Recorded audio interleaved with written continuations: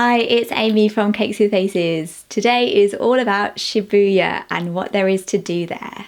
It's one of the main city centre areas in Tokyo. I'm going to start off with the main things. They might seem a bit obvious, but I couldn't not mention them. And then I'll get on to some less well-known places. Firstly, Shibuya is a great place to stay. It's on the Yamanote line, which is really useful for getting around the city. It doesn't take long to get to Shinjuku or Ikebukuro, which are also on the same side. And there's lots going on right there in Shibuya. You can also walk to Harajuku in about 15 minutes and Yoyogi Park in about 10 minutes. I'd recommend going in the evening. There's not a lot of tourist attractions or things to do. It's more about shopping, eating, drinking and going out for a fun evening. You can see all the signs lit up around the Scramble crossing and just feel the atmosphere. It's a great place for nightlife. There's lots of bars, the games arcades are open late, you can go to purikura, karaoke, and there's loads of restaurants and places to eat. Shibuya is really alive in the evening. Even late into the night, there's as many people there as there are during the day, possibly even more, and all the shops are open late. So the most famous part of Shibuya is the Scramble crossing. It's a big square with all the zebra crossings crisscrossing across it. You've got to try crossing them and take loads of pictures. Everybody does it. You can get a better view of the Scramble crossing from above. Lots of people recommend going to Starbucks in Tsutaya bookstore because it looks out over the crossing. But because that's the place that's recommended everywhere, it's really busy and those window seats are highly sought after. There are other places you can get a view of the crossing. Shibuya Fukuras is a new skyscraper. Inside it is Tokyu Plaza shopping mall. It's the same name as that one in Harajuku with all the mirrors. Sometimes shopping malls and department stores have a roof garden, and this one is called Shibuya Niwa. Niwa means garden. And from there you can get a view of the crossing from 17 floors up. You can also see the crossing from inside Shibuya Station. There's a walkway on the second and third floor between the Yamanote line Tamagawa exit and the Keio Inokashira exit on the way to Mark City. There's also a view from Mags Park, which is at the top of Magnet Shopping Centre. That one I think has an admission fee, or you have to buy something from the cafe to get in. Or you could just pay to get into Shibuya Sky observation deck. There'll be more about that one in a minute. I also came across this stunning view from Shibuya Scramble Square, which is the same skyscraper as Shibuya Sky. It's on the floor below the entrance to the observation deck with a ticket office and everything. Below that is a floor of restaurants with this open seating area with some benches and this amazing view. It's completely free and open to everyone. Of course, the view from Shibuya Sky itself is on another level, but I thought this one was really good too. The other most famous part of Shibuya is Hachiko the dog who waited for his owner every day at Shibuya Station while he was at work and then faithfully carried on waiting for him even after he passed away. It's very sweet. There's a statue of him by Shibuya Station. It's really famous. Hachiko is celebrating his 100th birthday this year, but did you know that the statue in Shibuya isn't the only Hachiko location? There's also a statue in Akita Prefecture because Hachiko is an Akita dog. It's at Odate Station. There's also an Akita Dog Museum there. There's also another statue in Tokyo at the University of Tokyo, which is where his owner worked, and at that one, the owner and his dog are both together. There's a mural at Shibuya Station's north exit. It's Hachiko's imaginary family portrait with 20 dogs and a rainbow. In Fukuras, that new shopping mall in Shibuya, there's a hologram Hachiko. You can play with him on a tablet and change his outfits. Or if you want to see the real, genuine Hachiko, he's stuffed and on display at the Science Museum in Ueno. Thank you, I think, to someone who told me about that in the comments last time. Next, Shibuya Sky is a relatively new observation deck in Tokyo that opened in November 2019. It's at the top of Shibuya Scramble Square skyscraper near the centre of Shibuya and the crossing. It's the tallest building in Shibuya.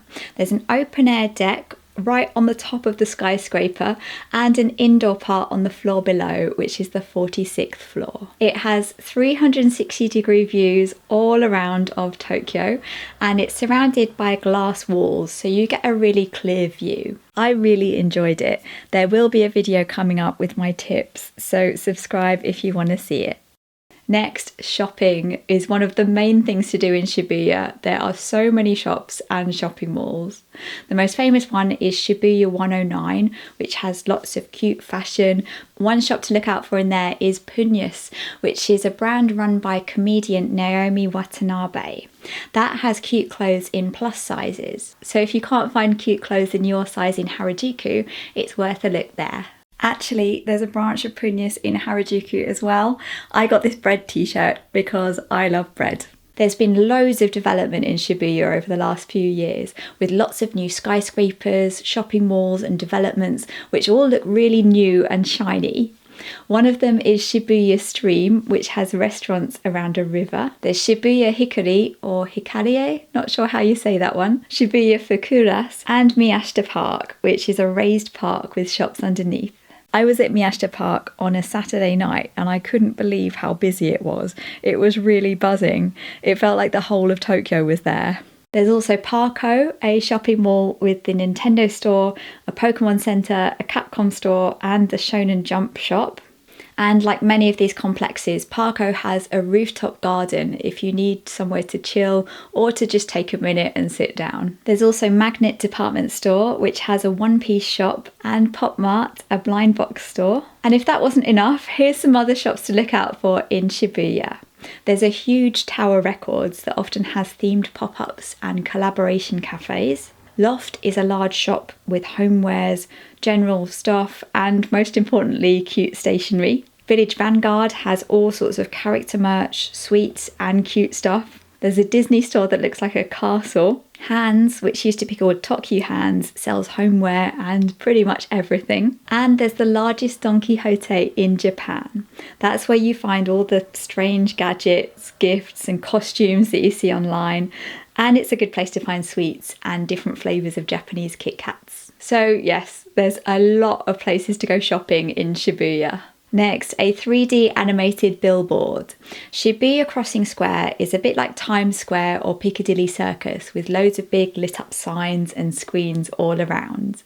When you're there, keep a lookout for a big animated dog who you can see playing and jumping across 7 screens in the square. Next is Nonbei Yokocho, also known as Drunkard's Alley. It's an alleyway with loads of really tiny bars, a bit like a smaller version of the Golden Guy in Shinjuku. Each bar is just the bar with maybe 6 seats along it, and that's it, really tiny. There's also yakitori, so you can grab a bite to eat during your evening outs.